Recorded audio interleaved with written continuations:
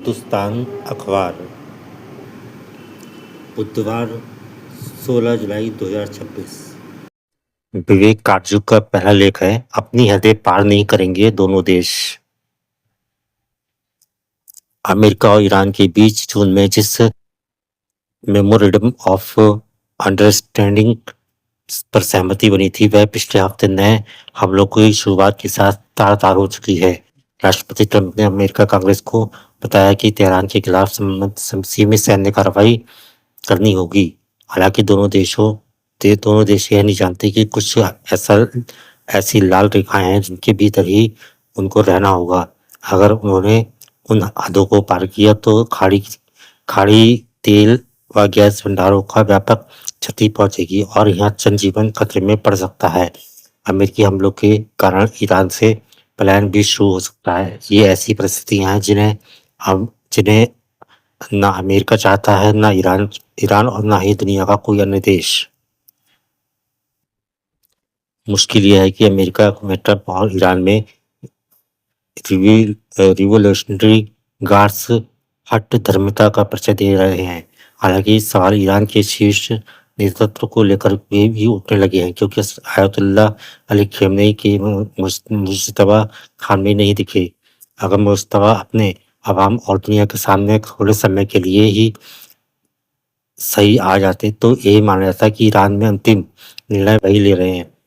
अब चूंकि तेहरान में नेतृत्व लेकर स्पष्ट नहीं है, इसलिए यह कहना कठिन है कि वहां युद्ध और शांति के फैसले कौन लेगा।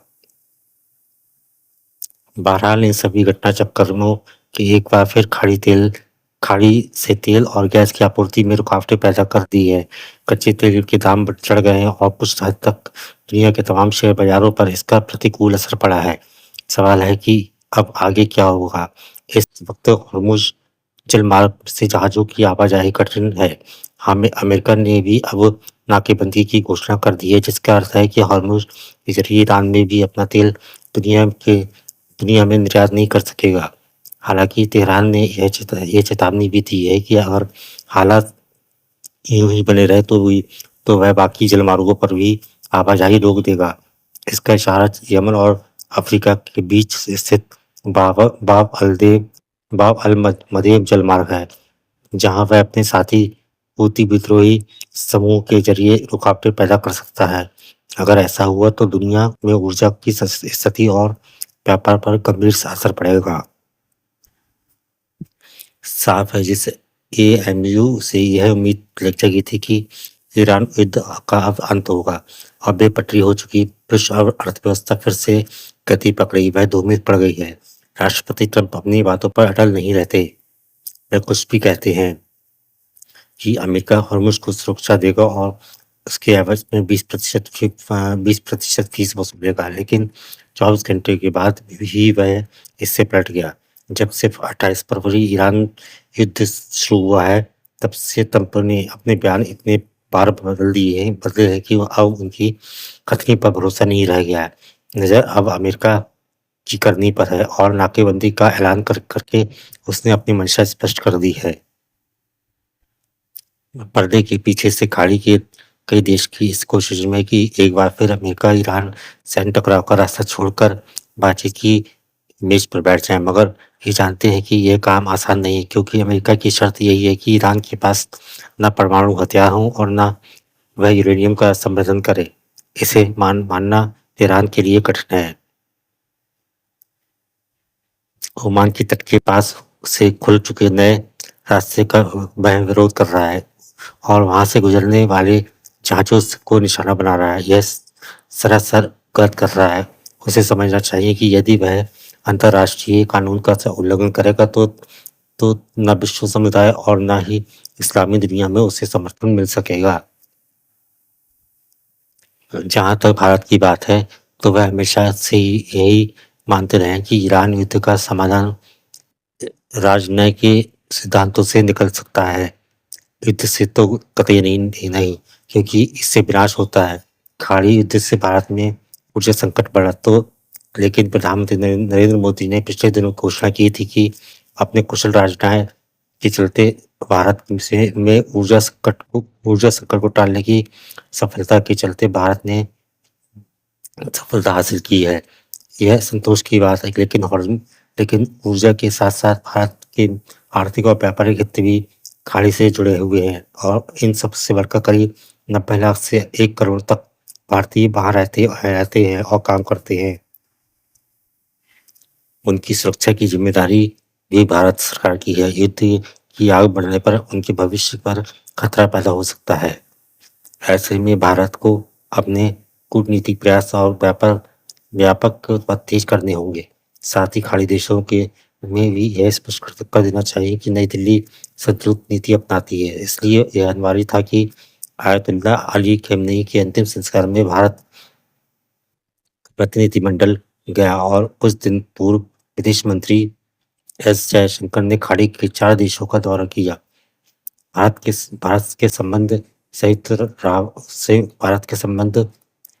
संयुक्त अरब अमीरात के साथ घनिष्ठ है और प्रधानमंत्री मोदी के व्यक्तित्व के रिश्ते भी अबू धाबी के शासक के साथ बहुत अच्छे हैं, लेकिन कूटनीति की मांग यही है कि इन संबंधों को भी कायम रखा जाए और दूसरे देशों को भी ऐसा ना लगे कि उनकी अनदेखी की जा रही है। भारत ही नहीं, दक्षिण एशिया का हर ही देश ईरान युद्ध से हलकान है। बेशक पाकिस्तान के पहले मध्यस्थता की थी और उसे कुछ हद तक इसमें सफलता मिली थी, लेकिन चूंकि युद्ध के कारण दक्षिण एशिया के तमाम देशों के हितों पर प्रतिकूल असर पड़ा है, इसलिए भारत सरकार को ऐसा राजनीतिक कदम उठाना चाहिए। सभी दक्षिण एशियाई देश एक स्वर में इस युद्ध को समाप्ति की मांग करते दिखे। आखिरकार विश्व की करीब 25% आबादी इसी खित्ते में रहती है और ईरान युद्ध का उन पर बेहद बुरा असर पड़ रहा है। अगला लेख है भ्रष्टाचार के खिलाफ। भ्रष्टाचार के खिलाफ किसी भी राज्य सरकार या राजनेता का हर कदम सुखद और स्वागत योग्य है। विपक्ष में बैठने वाले राजनेताओं के लिए भ्रष्टाचार बड़ा मुद्दा होता है, लेकिन सत्ता में बैठने नेता कभी-कभार ये भ्रष्टाचार के खिलाफ कोई विचार या समाधान पेश करते हैं।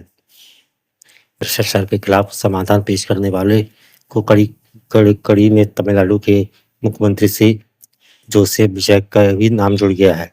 उन्होंने लोगों से कहा कि जब कोई रिश्वत मांगे तो इनकार कर दीजिए। उनके राज्य में भ्रष्टाचार, रिश्वतखोरी या सत्ता के दुरुपयोग में लिप्त किसी भी व्यक्ति को ऐसे कृत्य की अनुमति नहीं दी जाएगी। मुख्यमंत्री का यह बयान ध्यान खींचता है कि लेकिन क्या इसे भ्रष्टाचार के खिलाफ कड़ा कदम कहा जा सकता है? दरअसल फिल्म अभिनेता रहे मुख्यमंत्री अपील में सिनेमाई भावुकता ज़्यादा है। उन्होंने लोगों से कहा कि मैं आपके साथ रिश्वत मांगने वालों से कह दें कि हमारा बेटा, हमारा भाई, हमारा विजय इस राज्य पर शासन कर रहा है। चाहे वह मुख्यमंत्री व्यवहारिक है, क्या रिश्वत देने से इनकार करने या मुख्यमंत्री को भाई या बेटा बता देने से भ्रष्ट अधिकार के नेता सुधर जाएंगे? अभी ज़्यादा वक्त नहीं बीता है। आम आदमी पार्टी के नेता भी जनता और अपनी पार्टी के स्वयंसेवकों को भ्रष्ट अफसरों को बेनकाब करने के लिए अपने स्मार्टफोन का इस्तेमाल करने कर वीडियो बनाने के लिए प्रोत्साहित करते हैं। यह पार्टी करीब 1 दशक सत्ता में रही, लेकिन दिल्ली में कितने भ्रष्ट अधिकारियों कर्मचारियों के खिलाफ सख्त कार्रवाई की गई? दरअसल भ्रष्टाचार से लड़ने के दावे करना और उनके खिलाफ सक्रियता से लड़ने के बीच बहुत फासला है। यह कथनी और करनी का अंतर विशाल हो जाता है। उड़ीसा में आज भी याद किया जाता है कि वहाँ के मुख्यमंत्री बीजू पटनायक ने साल 1991 में सार्वजनिक रूप से नागरिकों को भ्रष्ट अधिकारियों को पीटने के लिए प्रोत्साहन किया था, लेकिन लगे हाथ यह भी कह दिया था कि पीटने से पहले मेरी मंजूरी के लिए मुझे एक टेलीग्राम भेज दें। अब तो वैसे भी टेलीग्राम का ज़माना नहीं रहा। अब साइबर टेलीग्राम व अन्य सोशल मीडिया मंचों का ज़माना है, लेकिन संचार माध्यम की अत्याधुनिकता के बावजूद भ्रष्टाचार की शिकायत के मोर्चे में हम पिछली सदी में ही छूट गए हैं। भ्रष्टाचार की शिकायत करना पिछली सदी के समान ही कठिन है। भ्रष्टाचार पर यह कटा होने वाले जन सर्वेक्षण साफ बयान कर देते हैं कि देश में कहाँ कितना भ्रष्टाचार है। लेकिन हमारी व्यवस्था में आंतरिक रूप से भ्रष्टाचार विरोधी सख्त उपायों का अभी भी अभाव है। यह सर्वविदा विवादित है। रिश्वत में सीधे धन लेने की बजाय सेवा या सामग्री देने का चलन बढ़ा है। हम ऐसे दौर में हैं जब हमारे तंत्र के सबसे विश्वसनीय स्तंभ न्यायपालिकाओं में भी गलत आचरण की खुली शिकायतें सबके सामने हैं। निसंदेह विजय जैसे ऊर्जावान मुख्यमंत्री से लोगों को उम्मीद करनी चाहिए। देश की एक अपेक्षाकृत संपन्न राज्य तमिलनाडु में अगर भ्रष्टाचार पर लगाम लगती है तो लाभ पूरे देश को होगा। दूसरे राज्यों के लोगों को भी भ्रष्टाचार के खिलाफ कदम बढ़ाने के लिए एक नई राह दिखाई पड़ेगी। अगला लेख है कांग्रेस का घोषणा पत्र।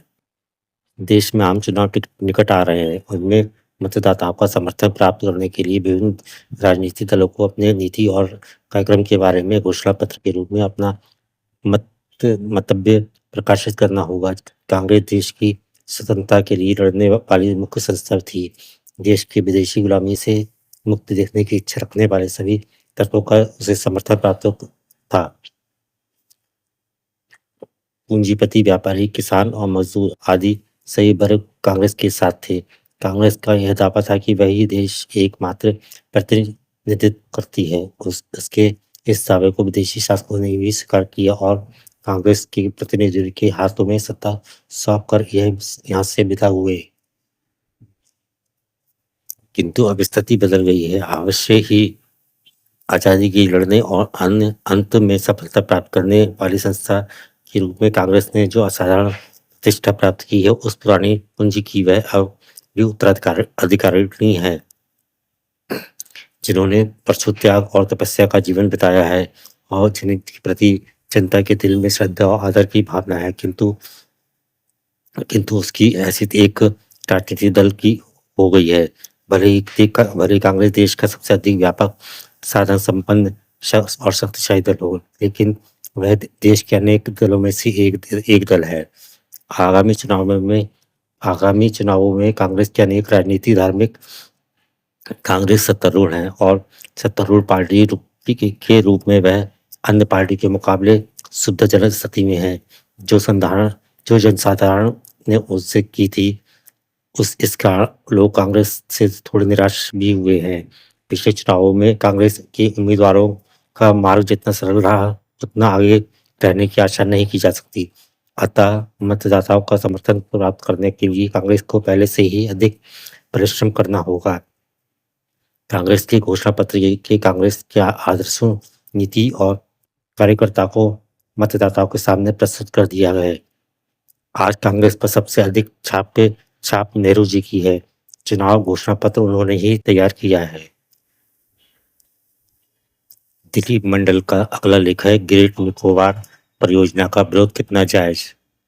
विकास या पर्यावरण, यह बहस नहीं है। बस यह बहस की जितनी पुरानी है उतना ही भ्रामक भी है, क्योंकि वास्तविक प्रश्न विकास बनाम पर्यावरण का नहीं है, बल्कि प्रश्न है कि भारत अपने विकास के अधिकार व अवसरों का उपयोग करते हुए पर्यावरण के प्रति जिम्मेदार रह सकता है। इसका उत्तर है हाँ। यह केवल संभव ही नहीं बल्कि सबसे श्रेयस्कर मार्ग भी है। विकसित भारत बनाना एक राष्ट्रीय स्वप्न है कि करोड़ों भारतीयों की आर्थिक स्थिति को बेहतर बनाकर देश को निम्न आय वाले देशों की श्रेणी में निकालकर मध्यम आय वर्ग वाले देशों की श्रेणी में शामिल करना एक पवित्र लक्ष्य है। इसके लिए बिजली, सड़कें, रेल, बंदरगाह, कारखाने, डाटा सेंटर, आधुनिक खेती, गोदाम और आधुनिक बुनियादी ढांचों का भी व्यापक विस्तार करना होगा। भारतीय दृष्टि यहाँ ठहर कर सोचने को कहती है और फिर वह यह मार्ग सामने आता है। ऐसा विकास नहीं चाहिए जो प्रकृति को केवल लूटे जाने वाले संसाधन के रूप में देखता हो। साथ ही ऐसा पर्यावरणवाद भी स्वीकार नहीं हो सकता जो हर एक राष्ट्रीय परियोजना के संदेह की दृष्टि से देखता हो। ग्रेट निकोबार परियोजना इस बहस को समझने का अच्छा अवसर देती है। निकोबार द्वीप समूह भारत की व्यापार क्षमता और सामरिक भविष्य का महत्वपूर्ण हिस्सा है। मलक्का जल भूमध्य के निकट इसकी स्थिति इसे वैश्विक समृद्धि वैश्विक समुद्री व्यापार के सबसे महत्वपूर्ण क्षेत्रों में शामिल करती है। चोल राजाओं के समय में यह व्यापार और सैन्य अभियानों को में शामिल जहाज़ों का महत्वपूर्ण पड़ा था। आज जब हिंद महासागर में शक्ति संतुलन बदल रहा है और तो हॉर्मुज़ जैसे संकट आपूर्ति श्रृंखला के संवेदनशील उजागर कर रहे हैं। तब इस क्षेत्र में आधुनिक बुनियादी ढांचा विकसित करना देश की आर्थिक रणनीति आवश्यकता है। फिर भी इस परियोजना का विरोध हो रहा है। किसी भी प्रोजेक्ट के पर्यावरण प्रभावों की जांच होनी चाहिए। नेशनल ग्रीन ट्रिब्यूनल ने इस परियोजना को मंजूरी देते समय पर्यावरणीय चिंताओं को सर्वोच्च प्राथमिकता दी है। समस्या तब शुरू होती है जब पर्यावरण चिंताओं का उद्देश्य समाधान खोजना नहीं बल्कि विकास को रोकना बन जाता है। पिछले कुछ दशकों में भारत में एक ऐसी पर्यावरणीय राजनीति उभरी है जिसका स्थायी भाव विरोध है, मानो विकास स्वयं में एक आपराधिक गतिविधि हो। भारत जैसे विकासशील देश के लिए एक दृष्टिकोण सही नहीं है। इस बहस का वैचारिक दार्शनिक पक्ष भी है। पश्चिम में लंबे समय तक यह विचार प्रभावशाली रहा कि मनुष्य प्रकृति का स्वामी है और प्रकृति उसके उपभोग के लिए है। इस सोच ने आधुनिक औद्योगिक विकास की गति दी है, पर इसी ने संसाधनों के अंधाधुंध दोहन को भी वैचारिक आधार दिया।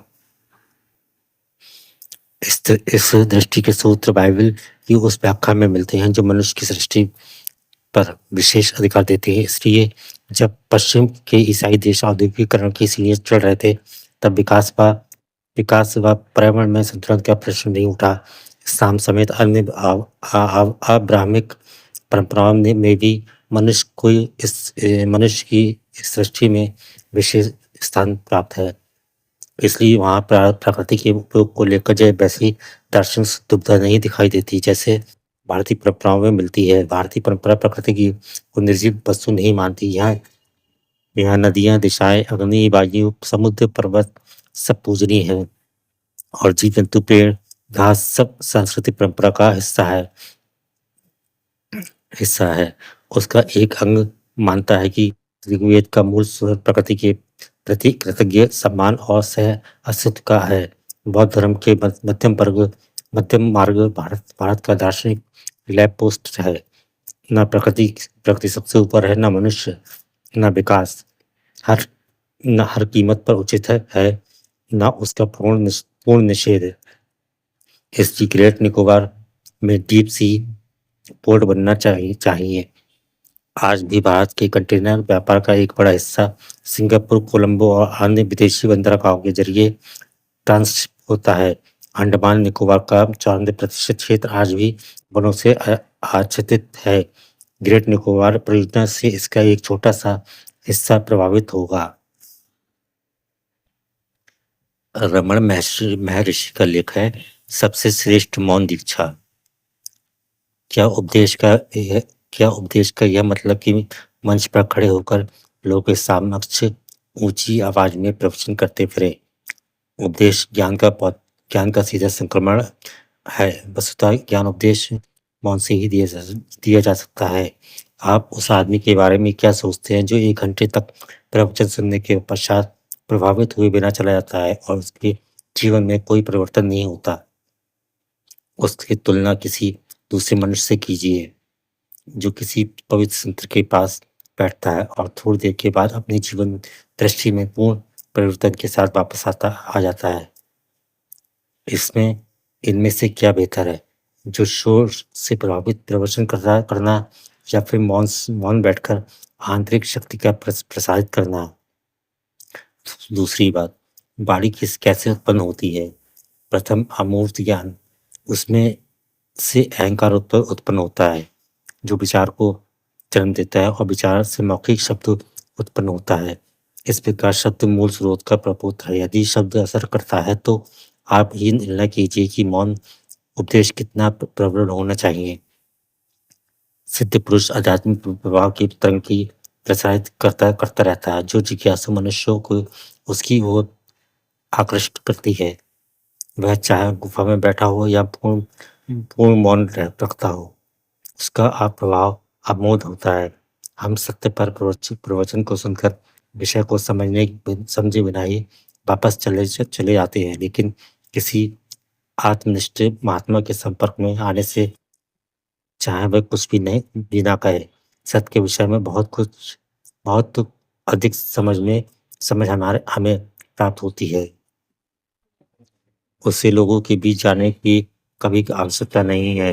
आवश्यकता पड़ने पर वह दूसरों को निमित्त बना सकता है। सद्गुरु मौन अवस्था का प्रदाता है, जिसमें आत्मज्ञान का प्रकाश शेष के रूप में निरंतर प्रकट होता रहता है। यदि सतगुरु की दृष्टि शिष्य की दृष्टि से मिलती है तो मौखिक शब्द व्यवहार बिल्कुल निरर्थक है। मौन सबसे श्रेष्ठ तथा सबसे अधिक प्रभावशाली दीक्षा है। श्री दक्षिणामूर्ति ऐसी ही दीक्षा देते हैं। स्पर्श दृष्टि इत्यादि से दी जाने वाली दीक्षा निम्न स्तर की है। मौन जिससे हृदय में परिवर्तन लाती है, जिसे शिष्यों के पास आने पर दक्षिणामूर्ति मौन रहते हैं। यह सबसे ऊंची दीक्षा है। इसमें दीक्षा के अन्य प्रकारों का समावेश है।